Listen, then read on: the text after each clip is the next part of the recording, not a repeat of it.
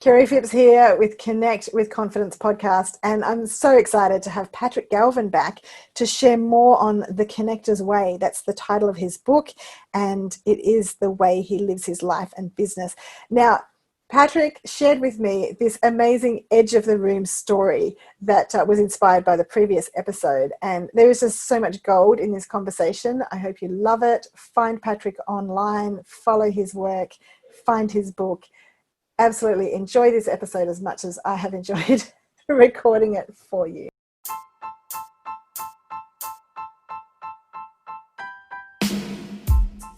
Now, if I had gone and spoken to the people that I was comfortable with, instead of this unknown person who was not happy at the time when I saw him, I don't know if my company would have ever gotten off the ground. Patrick, thank you so much for coming back for round two. We have so much great conversation to have. And we started talking in the last episode about the power of words. You know, you mentioned something earlier in the conversation, and I just really grabbed onto that. Words are meaningful, they're powerful, and you use them so naturally and so beautifully. Do you want to just talk us through your thinking behind that? Words have power. And sometimes we can be pretty cavalier and just throwing things around and not thinking about how they're going to impact other people. I'm fortunate I have a great editor in my wife who, if I say something that's out of bounds or insensitive, I get called on it. I think it's good that we have editors.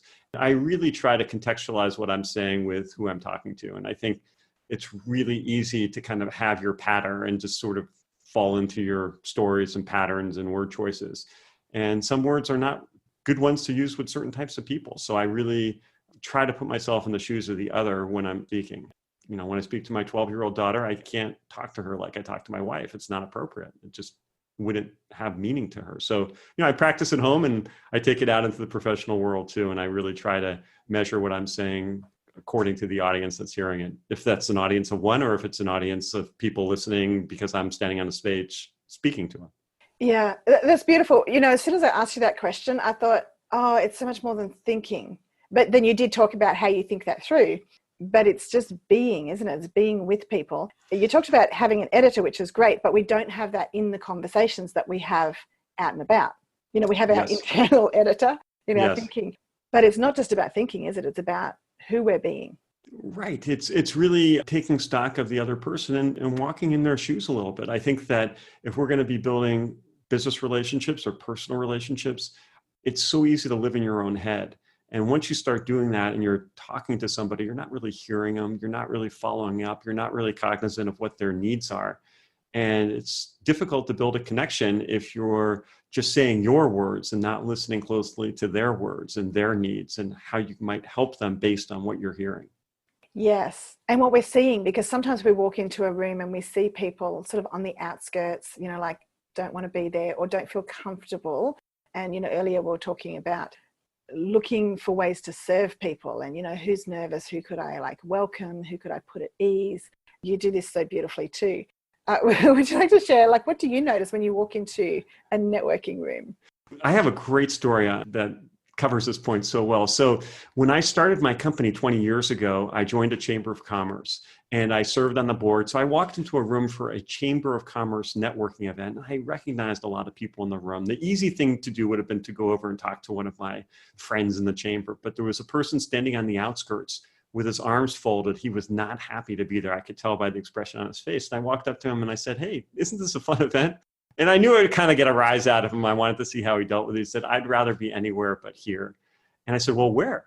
And he said, "At home reading a book." And I said, "Well, what kind of book would you want to be reading?" And he told me that he had graduated recently from college. He had this stack of English literature books that he wanted to get through. And we started talking about English literature. It was a business networking event.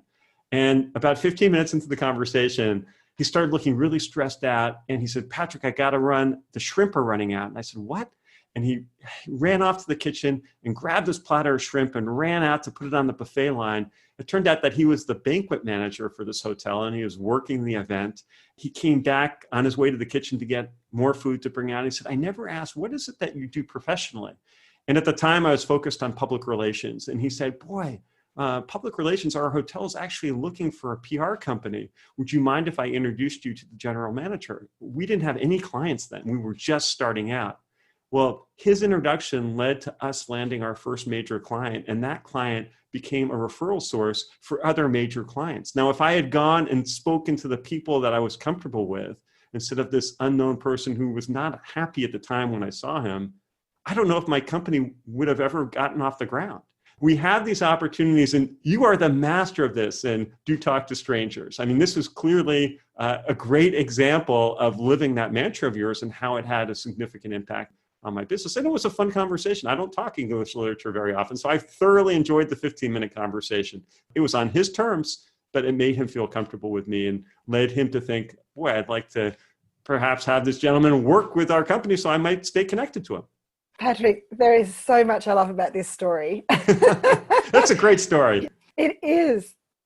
So I love that you spent that time talking to him when, I don't know about you, but somebody could have the mental chatter, like I should be talking to, people, I should be looking for business. But you just went into the conversation. You talked about English literature. You valued the person who was standing in front of you, not for what he could bring you, but just to, I guess you were lifting his mood. You could see he didn't want to be there. Yeah, And I had zero expectations.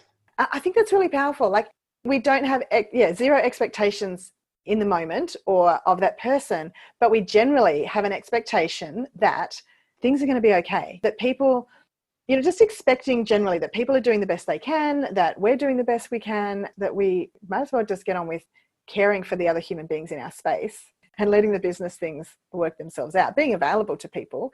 But doesn't it get in the way if we have that conversation in our head about how many business cards we should be collecting that night or what we should be doing? Collecting or passing out. I think there are a lot of people who go to those events as blackjack dealers. They're dealing cards like they're dealing tables in a casino. And the funny thing is, you go outside a room like that where someone who has that mentality has been present, look in the waste paper basket, chances are you're going to see some of their cards sitting right there. It's not about collecting cards. It's about having conversations. And I would prefer to go to an event like that and have a couple of good conversations than to give my card to 25 people. I know from experience now that my chances of making meaningful connections that are going to be good for my business, aside from being good for my soul, are going to come from fewer numbers, but higher quality.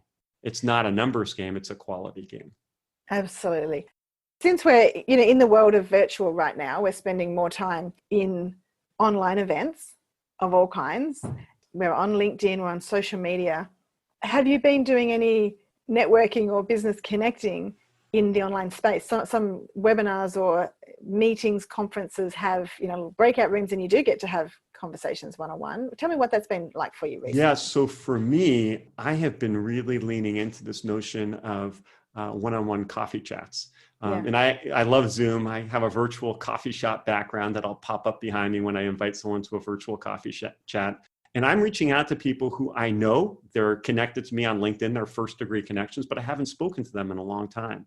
I can go to any person of my couple thousand people, and that's it. I don't have tens of thousands, it's a couple thousand people, and say, hey, we haven't chatted in a long time. I want to know how you're doing during this pandemic. Would you have 15 minutes just to connect? And I've never had a no, because they know me, and it's a great conversation. It usually goes longer than 15 minutes. I always put a stop in it saying, hey, it's 15 minutes. I said 15, and usually it'll go on a little bit more than that. But that has opened up some incredible possibilities professionally, and just some fantastic conversations just to hear what people are doing. It's way better than going to some school reunion where you're in a room full of people who you vaguely know and you're bouncing from one inane conversation to another. This is much better than that. And people are so glad to have these conversations right now because they're sick of hanging out with their families. They want a new face.